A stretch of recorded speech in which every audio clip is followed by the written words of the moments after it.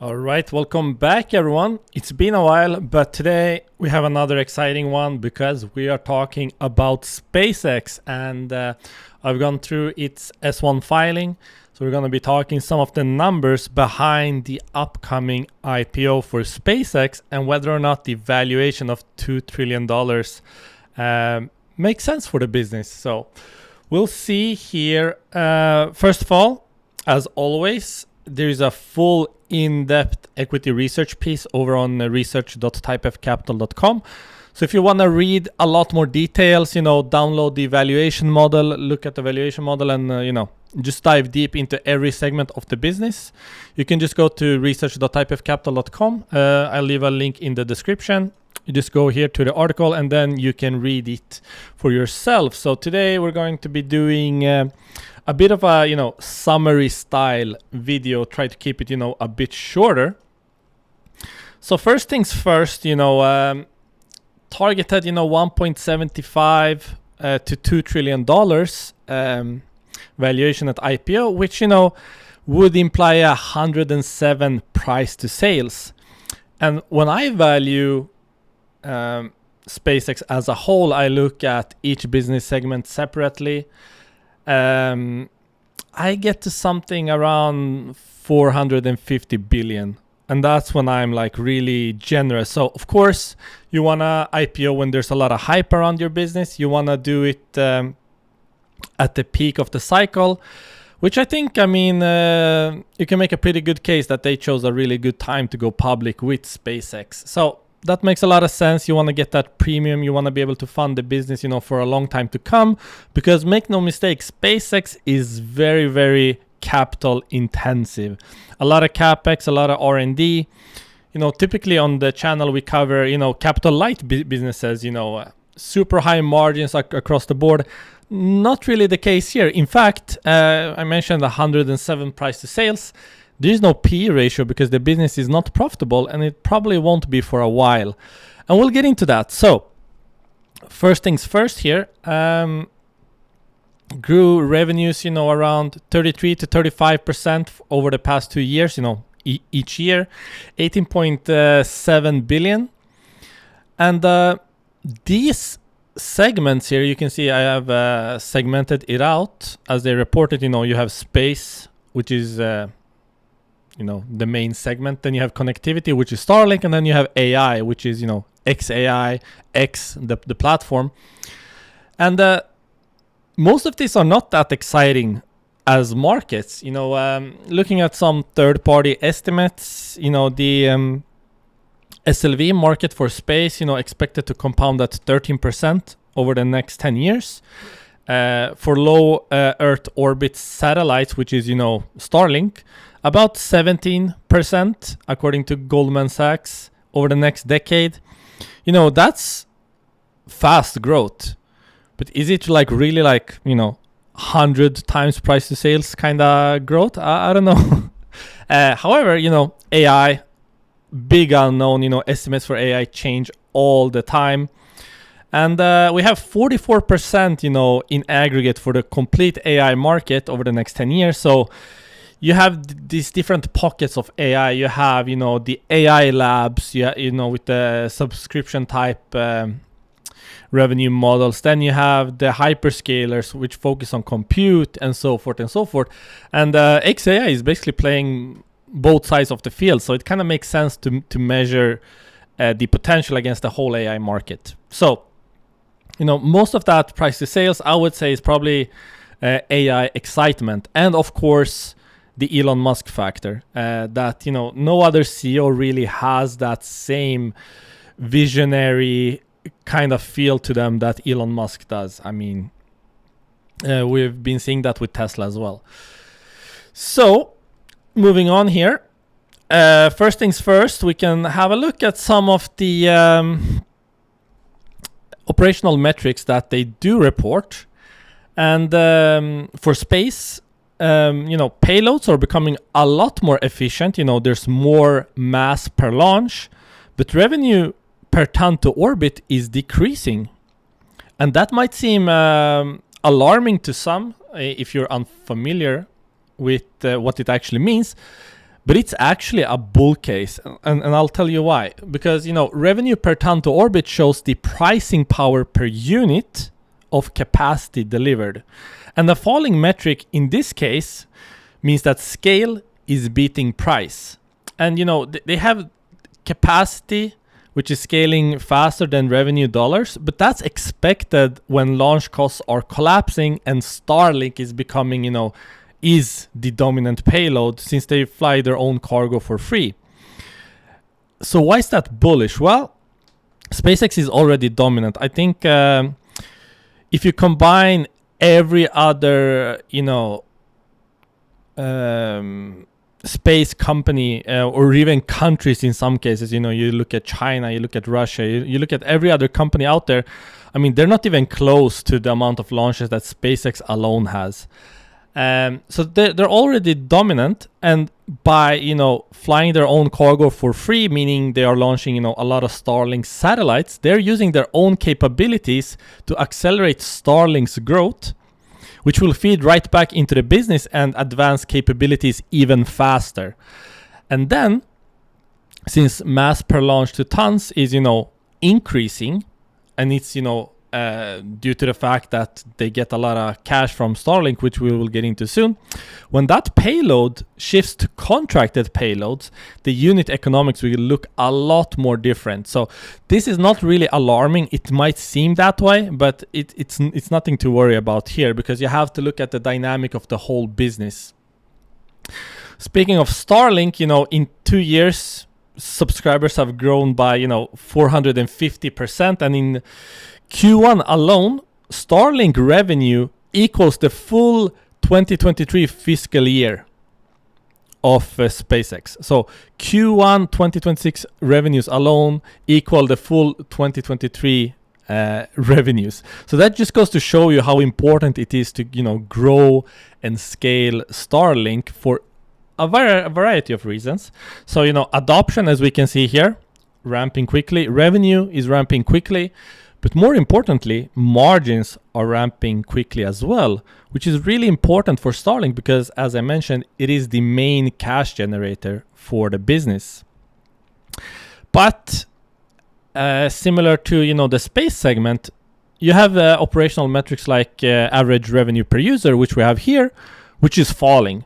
And again, that might seem alarming at first glance, but it's completely natural, and this will continue to drop. So the way to think about it is, similar to Tesla, where they launched the Roadster first and then moved into broader market with cheaper vehicles over time.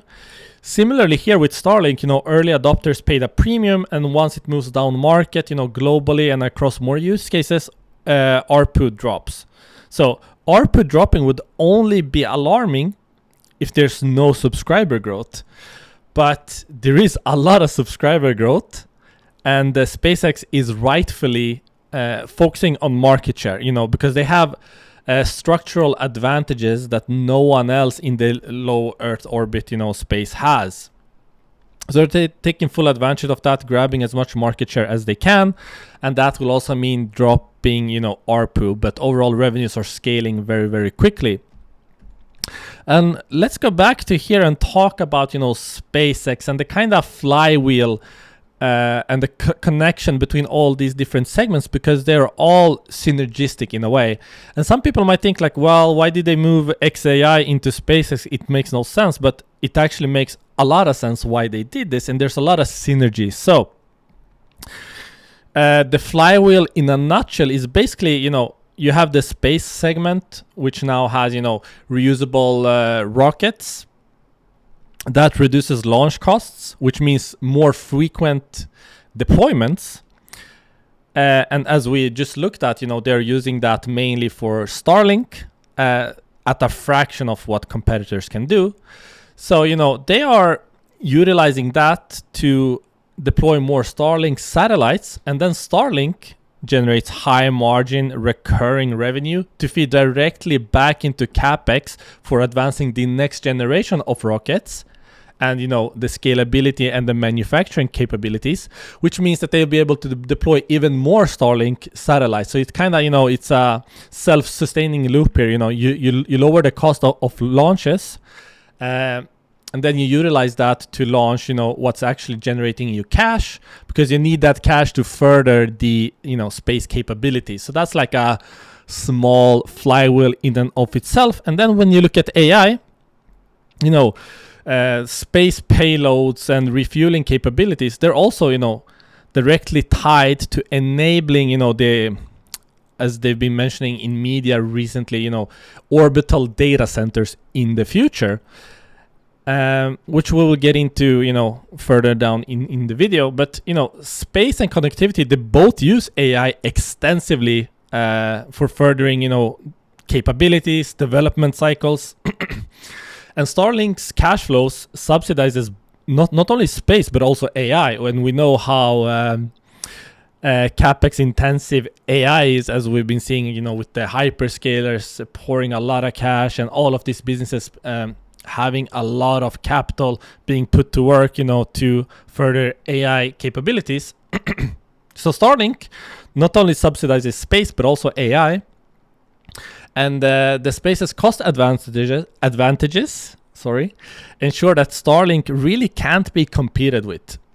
And then AI's compute scale and data from X and Starlink create a new high margin revenue stream that further, funds the advancement of every other segment. So there's really a lot of synergies. And if you want to put it, in a short sentence, more satellites from Starlink means more cash, means more AI build out, means smarter rockets, cheaper satellites, which in turn, goes back to the beginning. Cheaper satellites, more satellites, and then you just repeat that cycle. So there's really a lot of synergies between these segments. Where were we? Yeah, so moving into AI, Grok launched considerably later than ChatGPT and Claude. I think about a year after ChatGPT and about 8 months after Claude. And in the AI world, as we've seen, even a single month, being behind by a single month is like a massive disadvantage. So they really they really had to catch up quickly.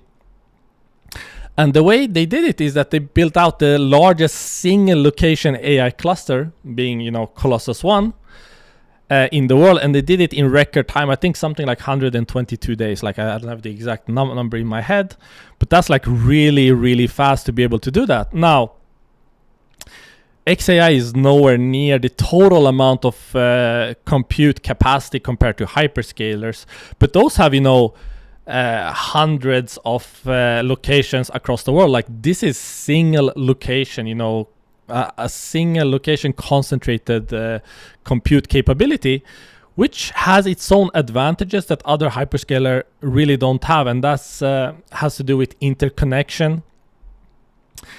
But the problem here is we heard that they subsequently built out Colossus 2 also in record time, for the scale. So they're pouring a lot of capex to build out these, AI data center, compute centers. But there's a big risk there, because what do you do if you don't have a way to utilize all of that compute? And we already know that they're building Colossus 3. Well, luckily, they just recently signed a deal with Anthropic for $1.25 billion per month, which is $15 billion annualized. And that is more revenue than whole of SpaceX in 2024, just from that one partnership with Anthropic. So yes, there is a lot of risk to build out, compute capabilities at this scale so fast, because, it would be a huge capex waste and very expensive for the overall business if they don't find a way to utilize that, which they have done now. And the Anthropic deal, either party can cancel, with I think it's 3 months leadway, if you want to cancel. But from discussions from Elon Musk on X, there seems to be a lot of interest in signing up for that compute, because we know that a lot of data centers have been canceled. I mean, I talked about it in my NVIDIA video and article, and also my Amazon video. a lot of data center projects are being canceled, they're being pushed back, they're being delayed. So having compute now is really, really valuable. That's why they were able to sign such a lucrative deal, 1.25 billion per month. It's a massive, massive deal. So the way to think about it here is we're looking at nameplate compute draw. And nameplate compute draw, if you're not familiar, and a simple way to put it is like the maximum amount of horsepower that their capabilities can output. So if it was a car, let's say that you have 1,000 horsepower car, it doesn't mean that you're utilizing 1,000 horsepower all the time. It means that the car is capable of reaching that output. So that's really the same here. When you look at Colossus 1 and 2, this is like the total amount of output for SpaceX locations in terms of compute draw. So they reached 1 gigawatt capabilities here, and if you look at the ramp here, it's really, really fast. It tripled in 2 years, and or basically a year and a quarter, and it's ramping quickly. We know that Colossus 3 is on its way, and as we talked about with Starlink, the more cash you generate, the more cash you can also expend. And also why I think that, a $2 trillion valuation, it would put a lot of cash into the pockets of SpaceX, which could accelerate this even further. So yeah, another advantage that not a lot of people talk about when it comes to Grok over these other AI labs is that they have a really good, not go-to-market, but more like distribution channel. So X has about 1.3 billion users, of which 550 million are monthly active users, and of those 117 use Grok. So that's about 21% of the user base use Grok. So they have the access to the largest and most sophisticated real-time discussion platform. That's a lot of proprietary data that no one else has, and also they have it serve as a distribution channel. But it doesn't really stop there. And the Anthropic deal was, the first step. They also just recently signed a partnership with Cursor, which gains access to Colossus. And XAI gets either 10 billion or the right to fully acquire Cursor. And for those that are not familiar with Cursor, it is probably, some people regard it as one of, if not the best coding tool for AI purposes. It provides, coding, architecture, product design, and specialized training data to XAI, which is, a real edge since the user base of Cursor is like the highest tier of professional software engineer. You don't have like your mom and pops, how they do this in HTML, like in a chatbot, ChatGPT kind of scenario. This is like the highest tier of professional software engineers. So the training data is really, really an edge here for Cursor. And we can see that when they launch their own model, in record time after, using Colossus to train. So it would, be a really good deal if they were able to acquire Cursor, because it would provide, a structural advantage against the other AI labs, because Grok is kind of on the back foot, but not by that much. You have the what's called the front runners of Claude and Anthropic and OpenAI, I should say, and then you have Grok lurking there behind, slightly behind the Gemini, Google as well. But you have those three main players. Then Grok is kind of on the back foot, but this could be a game changer to also put them, as one of the real front runners. And they're doing a lot to try to catch up. They just launched their Grok Code CLI. So they're doing a lot on that front as well. So I think Cursor would be a really good acquisition. If not, it's still 10 billion, that they can use to further, advance AI capabilities. But the real differentiator for XAI over time is if SpaceX manages to move AI compute into orbit that we talked about, earlier, because that would overcome a lot of constraints that you have physically on Earth, and that includes, regulatory concerns. There's pushback all the time.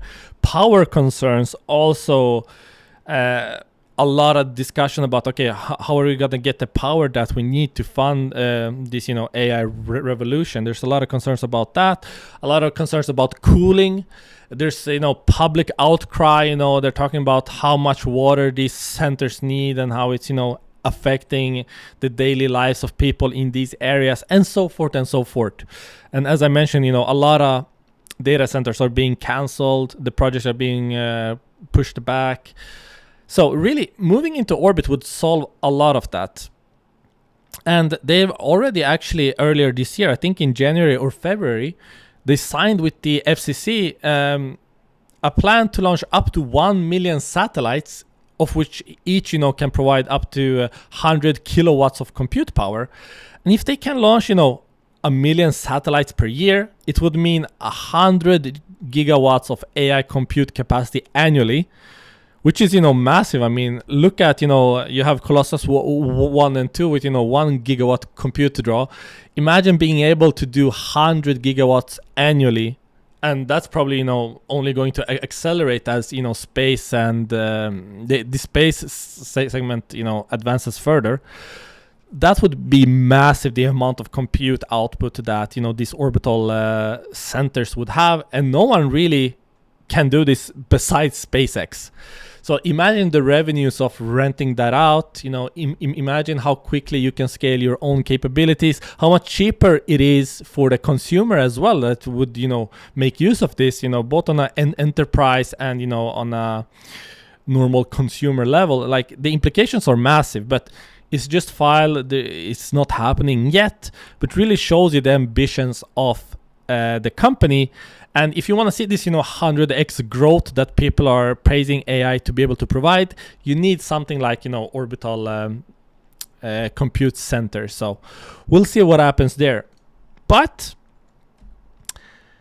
ambitious goals also have ambitious costs, and Capex is ramping massively.